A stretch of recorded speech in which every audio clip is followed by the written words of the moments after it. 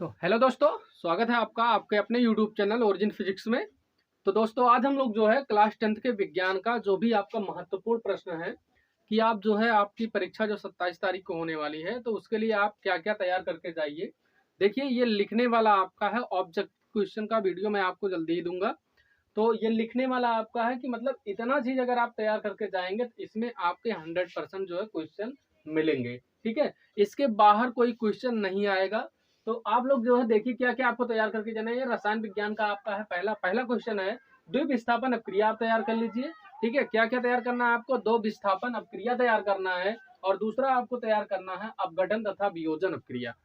तो आपका पहला चैप्टर जो है रसायन विज्ञान का, रसायन विज्ञान के पहले चैप्टर में आप लोग द्विप विस्थापन अपक्रिया, अपघटन तथा अथवा वियोजन अपक्रिया ये जरूर पढ़ के जाइएगा। इससे जो है आपके क्वेश्चन जरूर आएंगे। ठीक है, दूसरा आपका अगले चैप्टर में चलेंगे हम लोग, अम्ल क्षार और लवण में क्या होगा हमारा, ये यहाँ पे आएगा आपका पीएच और पीओएच में संबंध। आप लोग क्या करना, पीएच मान जो होता है, पीएच मान किसे कहते हैं ये पढ़ लीजिएगा, पीओएच मान किसे कहते हैं ये आपको तैयार करना है, और पीएच और पीओएच में क्या क्या संबंध है। ठीक है, क्या संबंध निकल के आता है, जो हम लोग संबंध निकालते हैं पीएच प्लस पीओएच बराबर आता है आपको 14। तो वही आपको क्या करना है, तैयार करके जाना है। तो ये क्या आता है आपका pH plus pOH equal to 14। ये संबंध आप लोग जो है निकाल के जरूर देख लीजिएगा। और इस पर जो है आपका क्या पूछता है, न्यूमेरिकल्स भी पूछता है कि आपको न्यूमेरिकल्स जो है मतलब दिए जाएंगे और उसके लिए चाहे आपका पीएच मान पूछे चाहे पीओएच मान, कुछ भी इससे हो सकता है। अगला है आपका, अगला प्रश्न है कि विरंजक चूर्ण, ये आप लोग विरंजक चूर्ण जरूर पढ़ लीजिएगा। विरंजक चूर्ण का फार्मूला क्या है आपका, CaOCl2। ठीक है, ये और प्लास्टर ऑफ पेरिस, मतलब दोनों के बनाने की विधि और दोनों के उपयोग, दो दो उपयोग जरूर पढ़ के जाइएगा और दोनों के बनाने की विधि की कैसे कैसे बनाया जाता है और इनके क्या क्या उपयोग होते हैं। उसके आगे आपको तैयार करना है सक्रियता श्रेणी। ठीक है, क्या क्या तैयार करना, सक्रियता श्रेणी, सक्रियता श्रेणी तैयार कर लीजिएगा। संक्षारण, संक्षारण भी आपको तैयार करके जाना है। और अयस्कों का वर्गीकरण, जो अयस्कों का वर्गीकरण किया गया था, अयस्कों के कितने वर्गीकरण है, कौन कौन से नाम, कौन सा अयस्क किसके अंतर्गत पाया जाता है, ये सब आपको क्या करना है, पढ़ के जाना है। इसके आगे जो है मिलेंगे आपको यौगिकों के आईयूपीएसी नाम, दो आपके आईयूपीएसी नाम लिखने के लिए आएंगे, दिया रहेगा वहां पर यौगिक दिया रहेगा आपका और उसका आईयूपीएसी नाम पूछेगा तो आईयूपीएसी नाम आपको तैयार करना है। ठीक है, मिसाइल और साबुनीकरण, क्या क्या तैयार करना है, मिसाइल और साबुनीकरण। इस क्वेश्चन को आप जो है एकदम बेहतरीन तरीके से तैयार कर लीजिएगा। मिसाइल और साबुनीकरण ये आपका जरूर आएगा। ये मिसाइल और साबुनीकरण आपके क्या है, एग्जाम में 100% पूछे जाने वाले प्रश्न है। ठीक है, क्या है, ये आपके एग्जाम में जरूर पूछा जाएगा, मिसाइल और साबुनीकरण।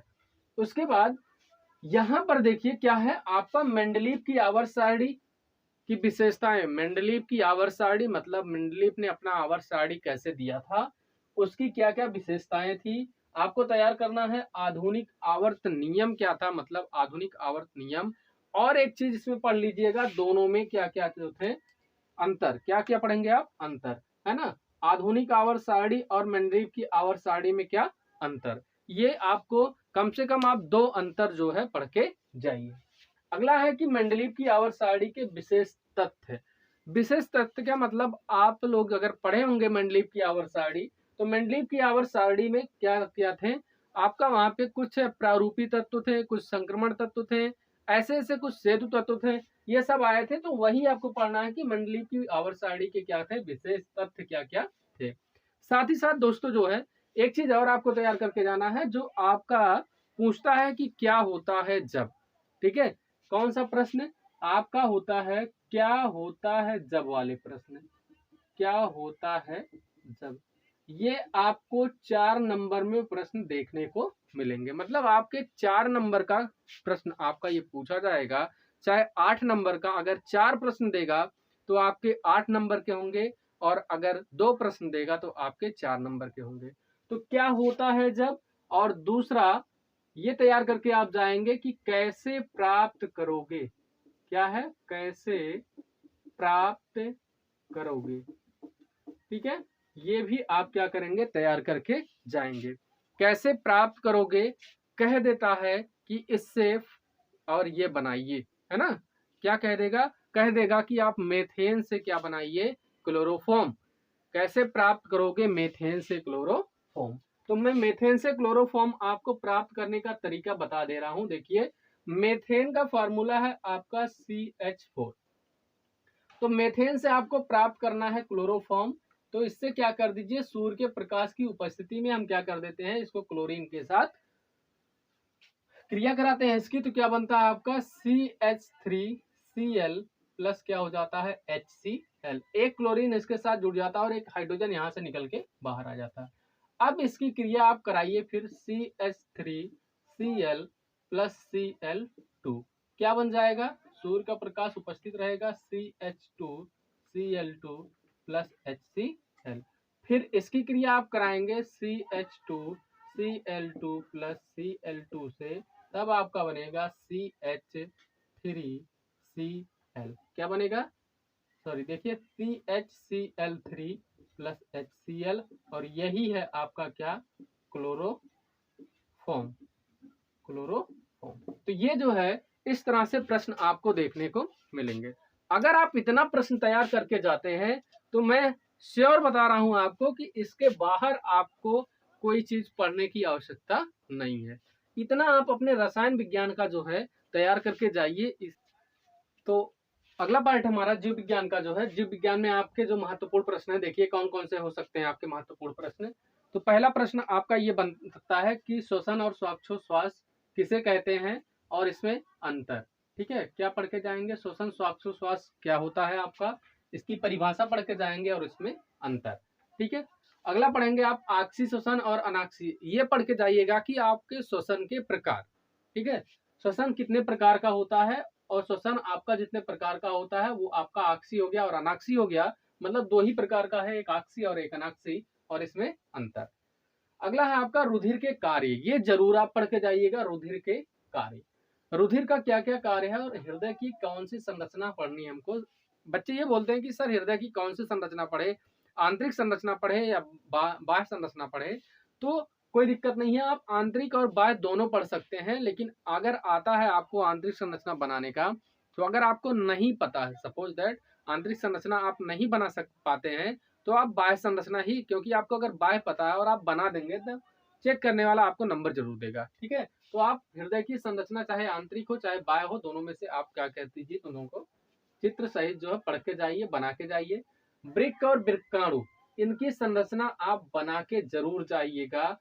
अगर वृक्क नहीं आता है तो वृक्काणु 100% है कि आएगा। ठीक है, और वाष्पोत्सर्जन के महत्व, ये प्रश्न आपके लिए बेहद इंपॉर्टेंट है, वाष्पोत्सर्जन के महत्व। अगला पढ़ना आपको जीवों में लैंगिक जनन एवं अंतर, मतलब जीवों में लैंगिक जनन कैसे कैसे होता है आपका, और उसमें लैंगिक और अलैंगिक जनन में आपको अंतर पढ़ना है। आगे पढ़ना है आपको पुष्पी पौधों में लैंगिक जनन। ध्यान दीजिए, पुष्पी पौधों में लैंगिक जनन, उसी से रिलेटेड में थोड़ा आपको परागण, स्वपरागण, परपरागण, ये सब जो है, ये सब उसी में आता है आपका लैंगिक जनन में ही। तो आप इसको भी क्या कर दीजिएगा, पढ़ के जाइएगा। ठीक है, साथ ही साथ कुछ कोई एक पौधा ले लेना, उस पौधे का संरचना, पूरा संरचना सहित जो है आप जरूर क्या कीजिएगा, उसका अध्ययन कीजिएगा। अब आपका हो सकता है अगला प्रश्न, नर और मादा जनन तंत्र। आपका दे सकता है कि नर अथवा मादा जनन तंत्र का संरचना बनाइए। तो आप क्या कीजिए, नर जनन तंत्र छोड़ दीजिए, मादा जनन तंत्र आप पढ़ के जाइए, क्योंकि आपके पिछली बार एग्जाम में नर जनन तंत्र आया हुआ था, तो चांस नहीं है आपका, लेकिन मादा जनन तंत्र आने का जो है आप पढ़ के जाइए, नर और मादा दोनों। ठीक है, ज्यादा कुछ डिफरेंस नहीं है, आप लोग जो है चित्र बना लेंगे तो वो लिख ले जाएंगे खुद ही। ठीक है, तो नर और मादा जनन तंत्र जरूर आप पढ़ के जाइए। ध्यान दीजिए, सबसे इंपॉर्टेंट क्वेश्चन आपका ये बनता है। ठीक है, और ये आएगा आपका जब भी पूछेगा कितने नंबर में, 6 नंबर का क्वेश्चन। और ये क्वेश्चन हो सकता है क्या कि मेंडल के तीनों नियम, मेंडल के तीनों नियम, मेंडल ने जो तीनों नियम दिया था आपका, उस तीनों नियम को आपको क्या करना है, बेहद जो है अच्छे से तैयार करके जाना है। और उसी से रिलेटेड आपका प्रभावी और अप्रभावी लक्षण आते हैं, और उन दोनों में क्या है आपका अंतर। एक क्वेश्चन और इससे बनता है कि एक संकर और द्विसंकर, मेंडल के नियम में ही आपका जो है वहां पे मिल जाएगा, आप लोग पढ़ेंगे। एक संकर और द्विसंकर का पूरा संरचना सहित जो है आपका जो दिया गया है वो चीज आप लोग क्या कीजिएगा, पढ़ के जरूर जाइएगा। आगे प्रश्न कह रहा है कि जैव विकास के सिद्धांत में आपको लैमार्कवाद और डार्विनवाद ये पढ़ के जाना है। और एक चीज जो आप लोगों को नहीं पता है शायद, कि आपका जो है ये इस तरह से भी एक क्वेश्चन पूछता है कि ऊर्जा के परंपरागत स्रोत और ऊर्जा के गैर परंपरागत स्रोत। ठीक है, ये आपके जो है लास्ट में एक क्वेश्चन जरूर इससे रहता है कि ऊर्जा के परंपरागत स्रोत और ऊर्जा के गैर परंपरागत स्रोत क्या क्या हो सकते हैं। तो इसमें से क्या कीजिएगा, इसको भी आप थोड़ा सा देख लीजिएगा, बाकी आपके ऊपर डिपेंड करता है। तो जीव विज्ञान में जो है इतने टॉपिक को अगर आप तैयार करके जाते हैं तो 100% है कि आपका एग्जाम जो है अच्छे से जाएगा और उसमें क्या होगा, आपका कोई भी क्वेश्चन फंसने वाला नहीं है, इससे बाहर कोई क्वेश्चन आएगा भी नहीं। देख लीजिएगा आप लोग 27 तारीख को खुद ही आप लोग देखेंगे और कहेंगे कि हाँ सर ने जो बताया था वही क्वेश्चन क्या है आया हुआ है। ठीक है बच्चों, तो दोस्तों अगला पार्ट हमारा जो है भौतिक विज्ञान का है और इसी से आपका क्या होगा, सबसे ज्यादा जो है आपको डर भी शायद लगता होगा इसी से। और इसके आसान, बहुत आसान क्वेश्चन, जो डराता जितना है उतना ही आसान होता है, ये जान रहे हैं। तो इसके सबसे आसान क्वेश्चन इसी के आते हैं। तो देखिए आपको इसका क्या क्या पढ़ के जाना है। तो इसमें से आपको क्या करना है, भौतिक विज्ञान में आप तैयार कर लीजिएगा, कुछ करना नहीं है आपको। गोली दर्पण से संबंधित परिभाषाएं हैं, जो आपकी कुछ परिभाषाएं हैं उन परिभाषाओं को तैयार कर लीजिएगा। और 1/, जो आपका दर्पण के लिए सूत्र है, दर्पण का सूत्र और लेंस के सूत्र से संबंधित जो है आपको क्या करने हैं, कुछ प्रश्न न्यूमेरिकल जो है आपको सॉल्व करके जाने हैं। और गोलीय दर्पण द्वारा प्रतिबिंब का बनना, ये चीज आप जरूर तैयार कर लीजिएगा, गोलीय दर्पण द्वारा प्रतिबिंब जो है। और एक आपका गोलीय दर्पण मतलब आपका अवतल दर्पण की सहायता से प्रतिबिंब जो बनता है उसको तैयार कर लीजिएगा। और आप लोग उत्तल लेंस की सहायता से जो प्रतिबिंब बनता है उनको जरूर तैयार करके जाइएगा। अगला आपका दूर दृष्टि एवं निकट दृष्टि दोष में क्या है, दूर एवं निकट दृष्टि दोष का कारण और निवारण दोनों आप इसको तैयार करके जाएंगे। आगे देखिए ये वाला क्वेश्चन आपको मिलने वाला है कि प्रकाश का परिकिरण, है ना, प्रकाश का परिकिरण या वर्ण विक्षेपण की घटना जो है को समझाइए। तो प्रकाश का परिकिरण या वर्ण विक्षेपण हमको क्या करना है, पढ़ के एग्जाम में जाना। आगे आपका आता है ओम का नियम।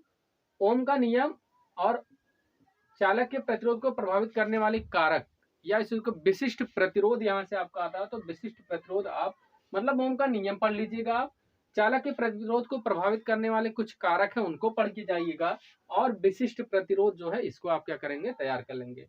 आगे आता है बेहद इंपॉर्टेंट क्वेश्चन आपका ये वाला, श्रेणी क्रम और समांतर क्रम में जुड़े तारों के तुल्य प्रतिरोध का व्यंजक आपको क्या करना है, इसको तैयार करके जाना है। और दूसरी चीज, इससे संबंधित आपको न्यूमेरिकल्स जरूर मिलेंगे। ठीक है प्यारे बच्चों, तो ध्यान दीजिए, ये चीज आपको क्या करना है, अच्छे से तैयार करके जाना है। ये चीज आपको अगर मिलेगा भी तो आपके 4 नंबर के प्रश्न में आपको पूछेगा। आगे चुंबकीय क्षेत्र की परिभाषा, ये पढ़ लीजिएगा। चुंबकीय क्षेत्र की परिभाषा बायो-सेवर्ट का नियम, और बायो-सेवर्ट के नियम की सहायता से जो आपका चुंबकीय क्षेत्र है उसका व्यंजक आपको क्या करना है, प्राप्त करना है।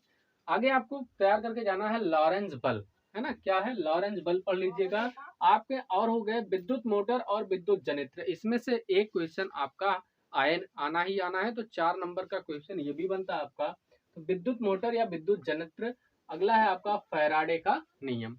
तो इतना टॉपिक आप जितना मैं बता दिया हूँ इतना टॉपिक आप लोग तैयार करके जाइए, इससे बाहर आपके एग्जाम में क्या होगा, कोई क्वेश्चन नहीं आएगा दोस्तों। तो इसी के साथ जो है बेस्ट ऑफ लक, आप लोग जो है तैयारी अच्छे से कीजिए। जय हिंद।